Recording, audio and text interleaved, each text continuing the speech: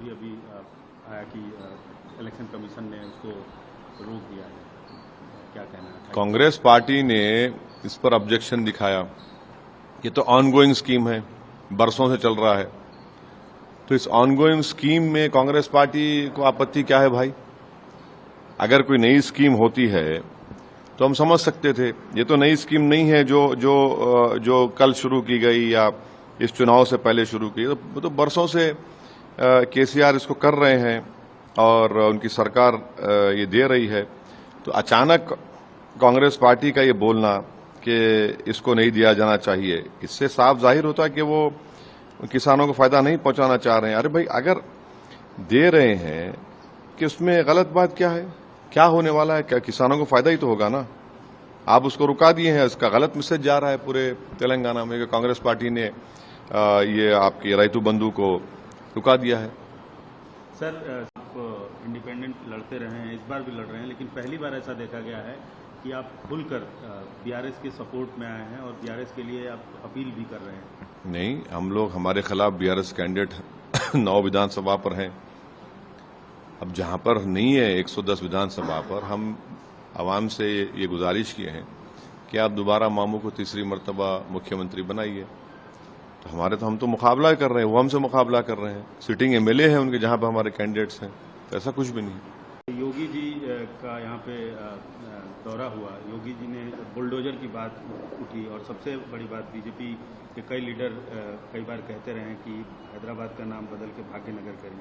तो ये बुलडोजर और भाग्यनगर का मसला फिर से एक बार सामने आया। पहले इनसे पूछ लीजिए भाग्यनगर आया कहां से, इनसे पूछ लीजिए, बताइए हमको। उनसे पूछिए कि भाग्यनगर कहां पर लिखा गया है, किधर से आया।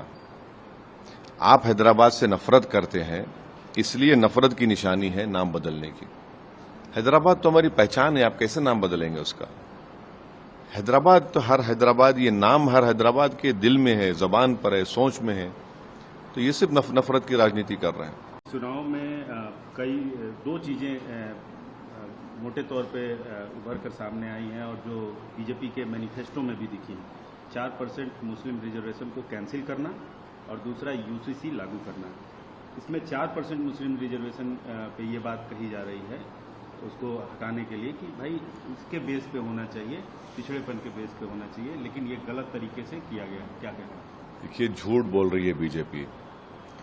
तेलंगाना और आंध्र प्रदेश में जो आरक्षण मुसलमानों को मिल रहा है वो रिलीजन या रिलीजन के ऊपर नहीं मिल रहा है। एक, मुसलमानों की सोशल एजुकेशनल बैकवर्डनेस का एम्पेरिकल डेटा है। दूसरा, एक पीएस कृष्णन साहब आज इस दुनिया में नहीं है, वो देश के बहुत बड़े एंथ्रोपोलॉजिस्ट थे। उन्होंने एक रिपोर्ट बनाई जिसमें बताया गया कि ये मुसलमानों में ये बैकवर्ड क्लासेस हैं, इनको मिलना चाहिए, और मुसलमान जो अपर कास्ट उनको नहीं मिलना चाहिए। तीसरा ये है कि हर मुसलमान को नहीं मिल रहा है। चौथा ये है कि ये उनके सोशल एजुकेशनल बैकवर्डनेस को अपलिफ्ट करने के लिए देश के हित में है। ये भाई, आपका नेशनलिज्म अगर बहुत बड़ा मुद्दा है बीजेपी का, अगर तेलंगाना में वो समाज ताकतवर हो रहा है तालीम के जरिए, रोजगार के जरिए, तो देश को ही फायदा हो रहा है ना। क्यों नफरत करती है बीजेपी के मुसलमान डॉक्टर बने, इंजीनियर बने, एमबीए बने, पीएचडी करे, नर्स बने, टीचर बने, तहसीलदार बने, आरडीओ बने? खुश होना चाहिए ना उनको। भाई, जो कमजोर है वो ताकतवर हो रहे हैं। इससे आपको इतनी तकलीफ क्यों हो रही है? बीजेपी को समझ नहीं आ रहा हमको। नहीं, बीजेपी